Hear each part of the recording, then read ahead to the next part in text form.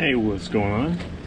Okay, so we got a new tree, and my sprinkler, I'm out of zones on my sprinkler programmer, so I'm going to show you today.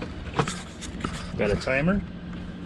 What's cool about this timer, it has multiple ports on the back, but what I need to do is water this tree, and I have no zones left. I am going to create another zone with these supplies. Here's my first sprinkler box, and I'm going to put into this line. So my new valve is going to be right here, and then I'm going to run it over. I'm going to run this little drip line with these to our tree, and that way we can water it twice a day, once in the morning, once at night, and then I can keep the rest of my sprinklers, since I'm out of zones, on my regular watering schedule. So I will be showing you how to do that today with the Teflon tape and everything else. So first what I'm going to do is turn off the water here.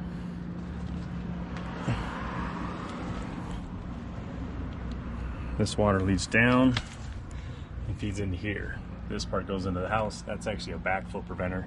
That's what you would spray out before winter time. I'll do another tutorial on that later, so you can clean out all your zones. Then I'm going to take my cutters, and I'm going to cut this. This is going to get going to spray quite a bit of water, so hang on. Okay, so what we're going to do, we're going to put this T here. See how I cut it so it's going to fit? This tool crimps, and I'll show you what we're going to do with those. I have the crimps. They're 1-inch crimps. And you want to do 3 wraps of Teflon tape on the fittings, and I'll show you that.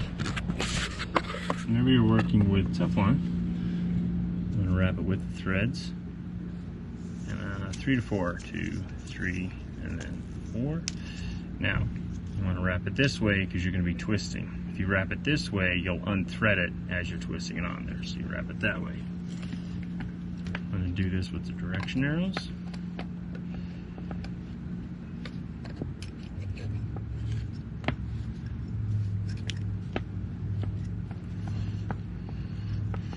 So this is going to be sitting like that. I'm going to put another one this way with a plug, and then I'm going to run my line off of it. I'll show you that here in a second, how I'm going to do that. Is you slide your crimps on your pipe before you put the T on. You don't want to forget about that. It's easy to do. Sometimes you have to use a torch to heat these up. This actually is going on there pretty good.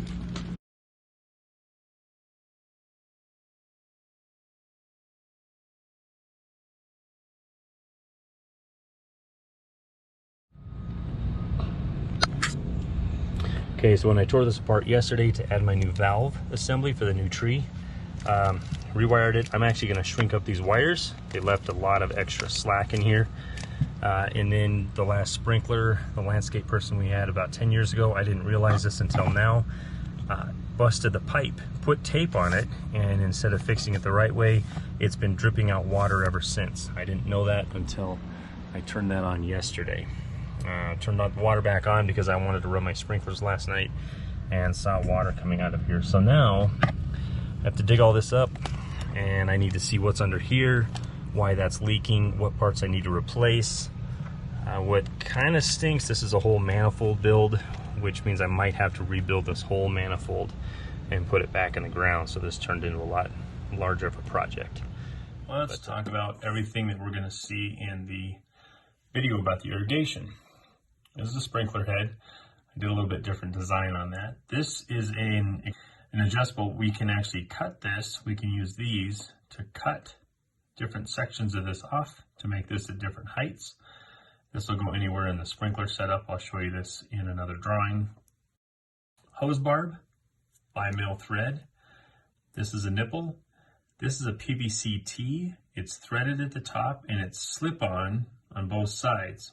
So this is a slip-on, this is thread, and it's slip-on over here. This is a slip-on by a threaded 90. It's in another drawing. I'll show you how all this works. This is a PVC tube, and I'll show you how we glue all this together. The purple on here means that it has been primed. You paint it with a primer. You'll see me do that in the video. And then once you clean it and paint it with the primer, you add a PVC glue to it, and you can glue all these fittings together. You always do the purple primer for the PVC, and then you add the PVC glue on top once it dries, and it really seals the pipe up. This is a crimp fitting, and this is the crimp tool. Squeeze it, and it'll squeeze here, and it crimps around. Once you slide on it's a sprinkler pipe, you slide the pipe on here. This would be around the pipe. Then you use the crimp tools to crimp it on there. And I'll show you that in another drawing. Okay, so here we have, these are PVC sections I cut down with the cutters. How I get my measurement is I put these two T's together and I see what the distance is between this part of the T and this part, and I do another 1/2 inch. So I just primer the ends, add glue. I also primer the inside of the T's. Once I add the glue, slide it into the T, do a 1/4 turn. So I basically just twist it, a 1/4 turn, and it seals it. Then I add the next T on. I'll show you how all this looks once it's assembled. This is the union I was talking about. When I glue this pipe on this side, and I glue this assembly here, if I need to get this apart, this is a twist thread. I can twist this, and this whole assembly will detach from this, which is great if I ever have to fix anything, because I don't have to cut it and re-glue it. I can just untwist that, and I'll show you that in the video as well. This is basically a breather valve, a bleed off valve.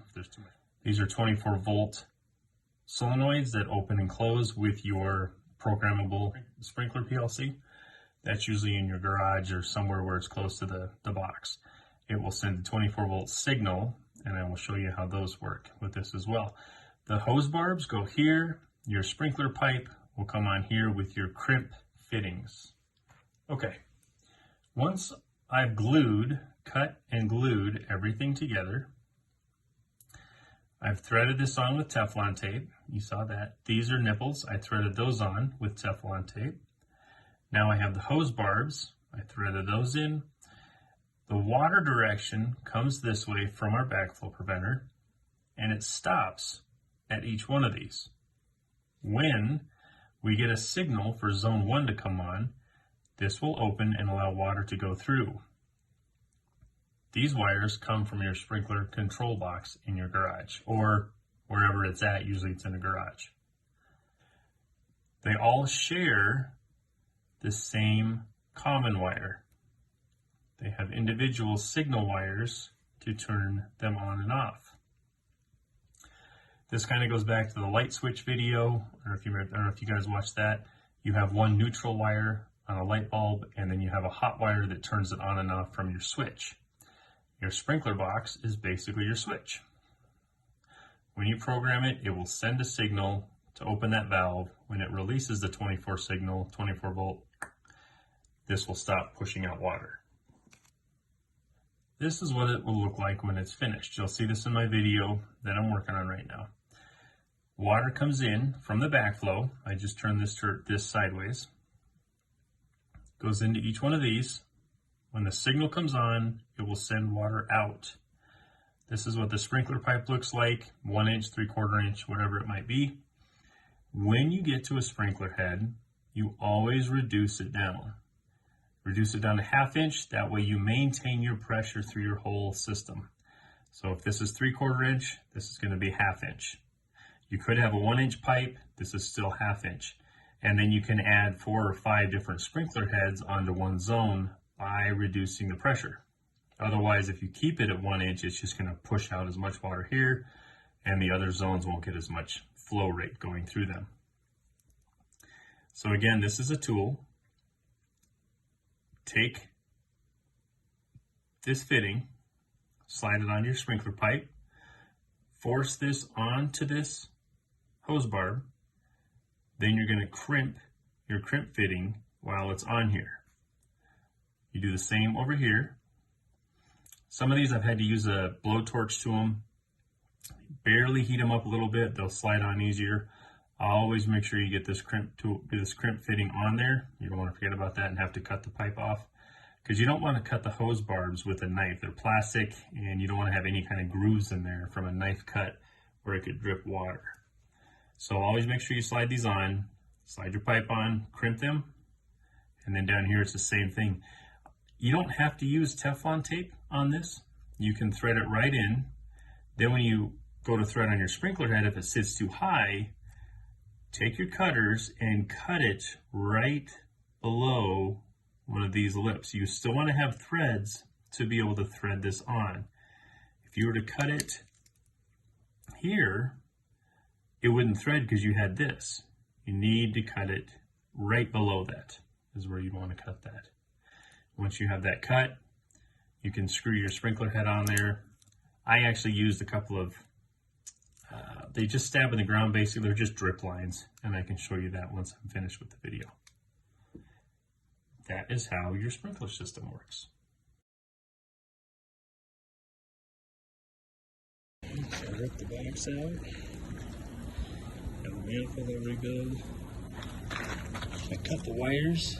Those are actually still attached, so I know where to terminate them. I'm going to shrink this up and make this whole assembly look nice and neat.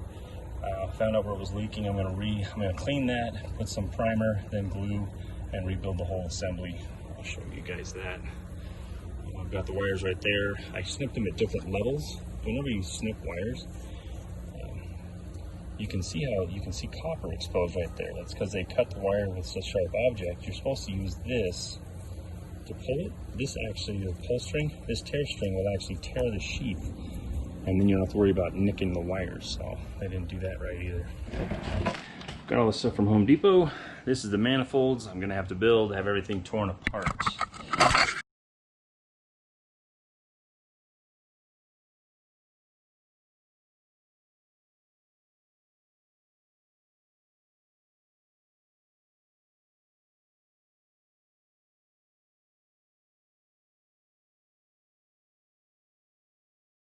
Okay, so here's the new setup, and I had to trench all the way out to the tree.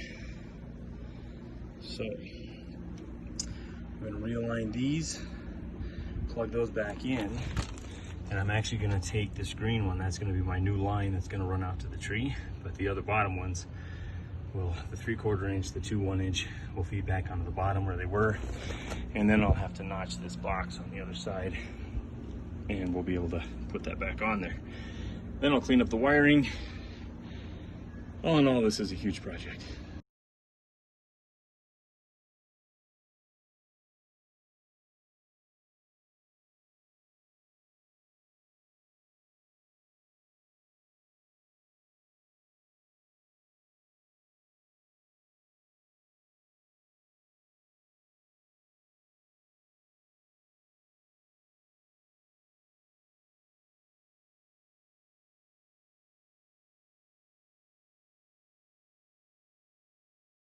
Okay, so it's after the line has been put in. Here are my fittings. I just turned this back on so I had some water come out of there. But I will show you how this works now. So I have everything plugged in. This is my timer. I ended up leaving it outside. Later I'm just going to change out the whole dial inside. Okay, so I'm going to hit the manual function.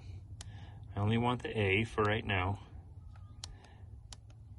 And okay, station 1, and you're going to see, so this valve just opened up.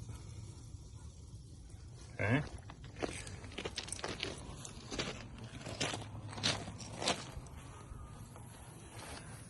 and that is how those water my tree. So what I do is I ran all my lines up to here. This is a 1/2-inch pipe. I put a 1/2-inch hose barb on it, crimped it, and ran it all the way back.